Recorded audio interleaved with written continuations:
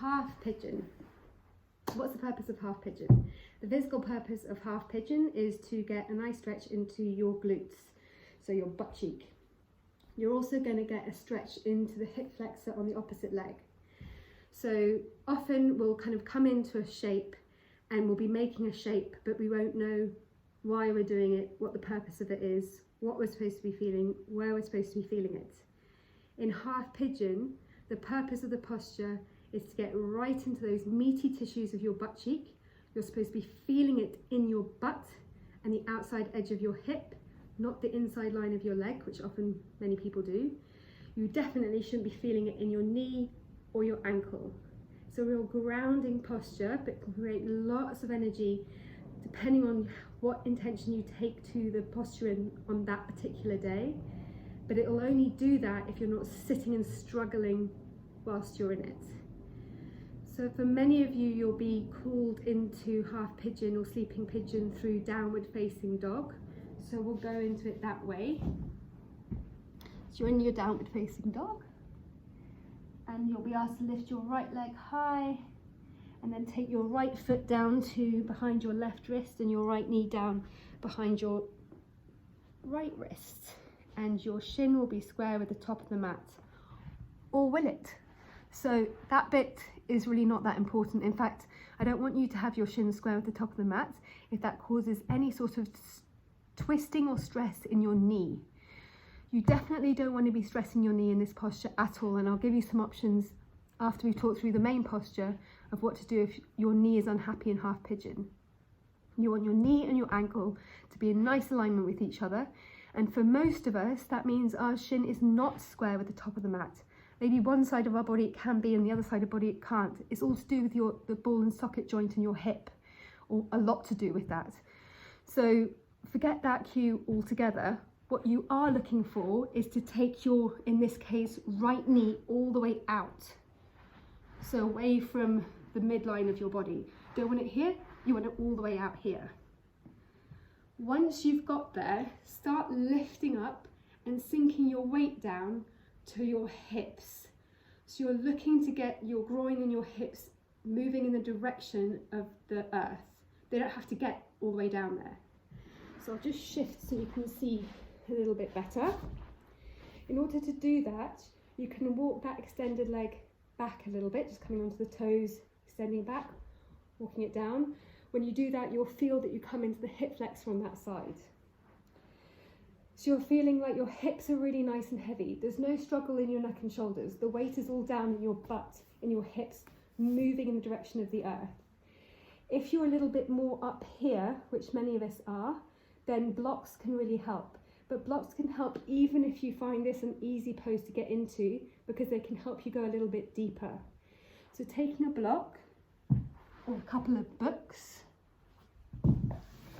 I like to take a block, a small thin block under the knee of my extended leg.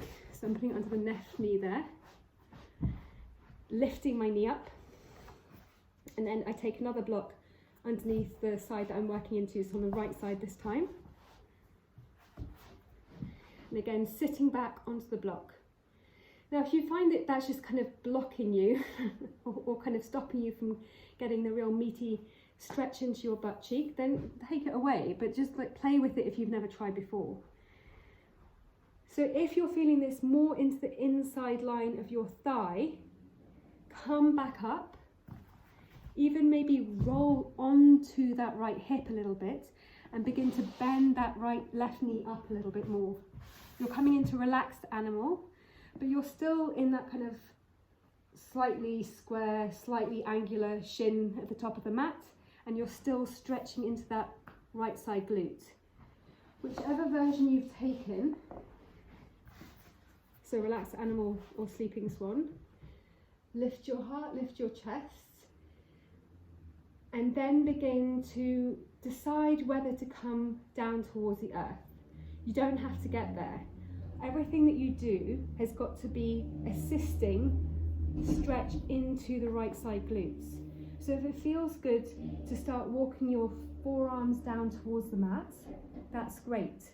But if it starts meaning that you're bringing all of your energy, your attention, your focus into your neck and shoulders and squeezing your neck and shoulders, come back up here. You want to be entirely relaxed through your neck and your shoulders. If it feels good to come down to the forearms and then come all the way down, the head resting on the mat, that's great also. What you might find is that playing with those blocks can change where you take that action through the front line of your body. So you definitely want to find that kind of relaxing sensation. If you haven't got any blocks under your legs, you might feel yourself not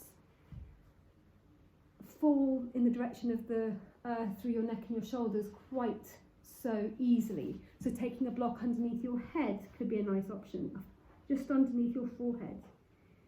And literally as you sit here and breathe here, feeling those tissues begin to expand, to stretch, to open, with each breath you might feel your body rest down towards the earth a little bit deeper. And with each breath you adjust where you have your block and then whether you need it at all. But the end game of this posture is not this. The end game for this posture is feeling a stretch in your glutes. If you're all the way down here, but not feeling anything here, you're not doing the pose. So if this is just not a posture that's working for you, because particularly if your knee's not very happy with it, you're going to flip onto your back. I'm going to carry on working with the right side for now.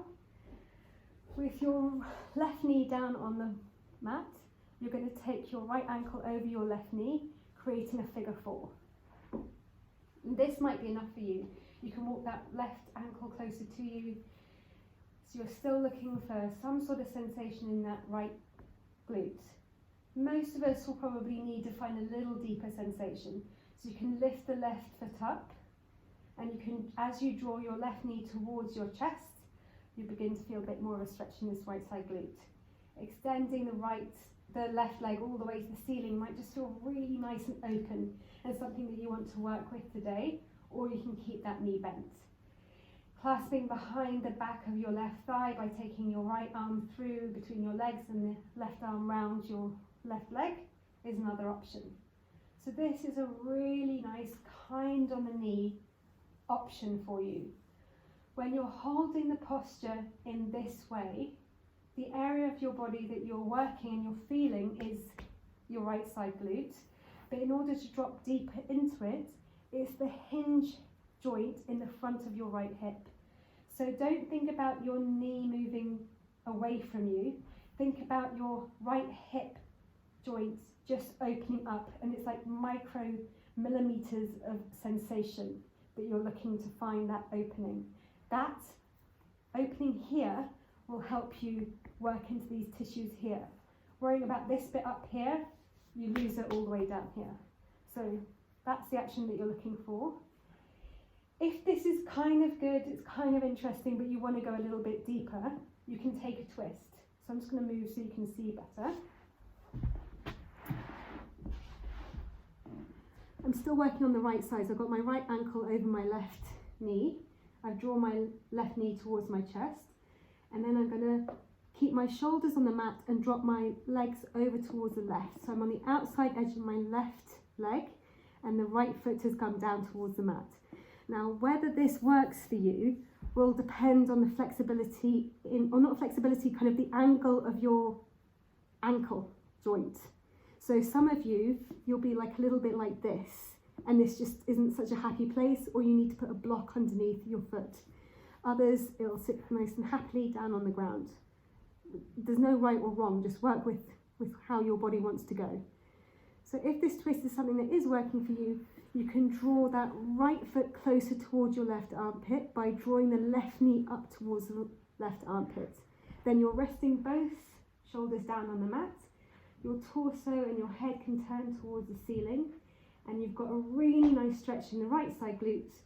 Your knee is nice and soft and relaxed. There's no stress on it, there's no pressure on it, and you've got the added bonus of a gentle twist from your right shoulder all the way down to your left hip. So that is your third option of half pigeon. Slowly making your way out. So that's how to create the shapes in half pigeon. The purpose of half pigeon, as I've said, physically is to work into the tissues of the hip, into the glutes, but it's also a really nice grounding posture. So energetically, the reason we might want to feel grounded is when we're feeling a little bit like, everything's all over the place. Like you can't quite catch hold of something, or you've got no control, or there's too many calls on your time and your attention. Getting down to the earth, feeling supported from below is really, really helpful. It just lets you feel like you can let go. And in doing so, you get deeper into those tissues that we're working into. So finding your body in a position that feels like it's supported as much by the earth as possible is what you're trying to achieve in half pigeon from an energetic point of view. Emotionally, half pigeon's working into the hip socket, so it can be a really great emotional release. So in yoga, you talk a lot about how the hips hold a lot of emotion, which sounds a little bit airy-fairy, but actually it's got a little bit of sense attached to it. So when we get uptight, when we get stressed or excited for whatever reason, often a lot of that stress will be felt into our stomach. You get butterflies in your stomach, all of those sensations. You feel a bit sick, you feel a bit queasy.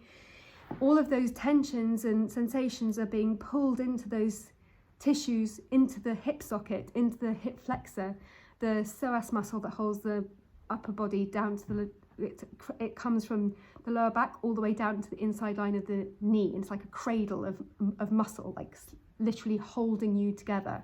And that gets tight and it gets tense when we get tight and we get tense.